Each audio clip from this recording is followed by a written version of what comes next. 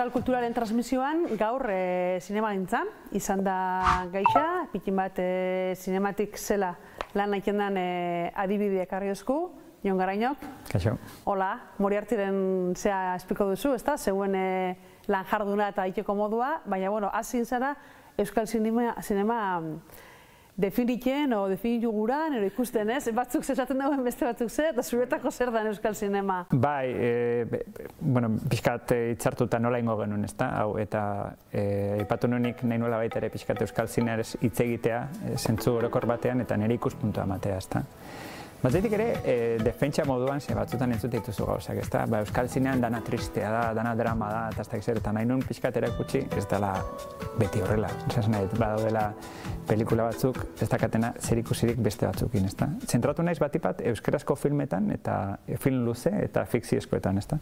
Baina ez aipatzen nuen, ez dakazala zerikusirik ane batek, errementarirekin, adibidez, edo Atarrabi eta Mikelatx, edo Gartxot, edo hauek dia erabili duan adibideak, ezta? Baina badaude beste batzuk, aipatu nezaken Amama bat, edo aipatu nezaken Aupatxe beste bat, edo Erlauntza, ezta? Horrengo pelikulen artean, bat aipatzarren.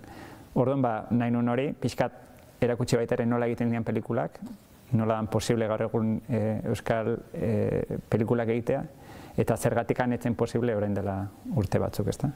Eta baita ere, errebindikatu, hau nahi guztan entzete egitea, Aupatxe besteren importantzia guretzako, ezta? Ze hor egintzen pelikula bat dena aldatu zuen, ezta? Desertu baten ostean, pelikula baten zantza. Tiak ikimat zabaldu zituena. Era bat, batipat demostratu zuelako euskaraz zinea egin zitekela, ezta? Eta pelikula izugarrizko goi hartzuna izan zuen, bai kritika eta bai publiko aletik, eta horri esker egin ziren gero beste batzuk, ezta?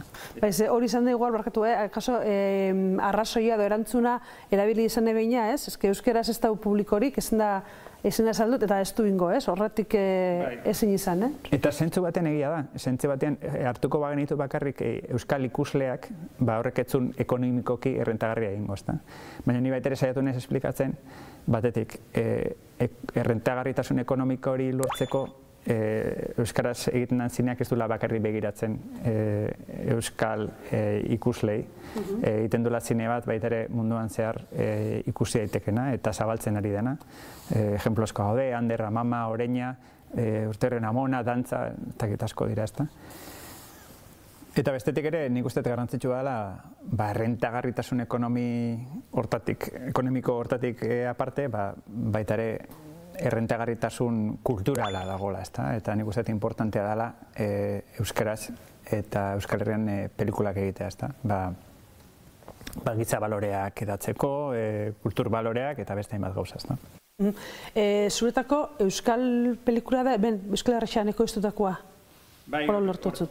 Horrekin hasi naiz, ez da gaurren ere txarla, ze badaude batzuk esatutena bakarrik dela euskaraz eginikoa, ezta? Eta justo kontran baitugu beste batzuk esatutena dela Euskal Herrian dagoa, nez eta Euskal Herrian ez egina izan, euskal zuzendari batek egina baldin bada hori ere kontsideratzen dute euskal zinema, adibidez, Lester Iglesiaren pelikula.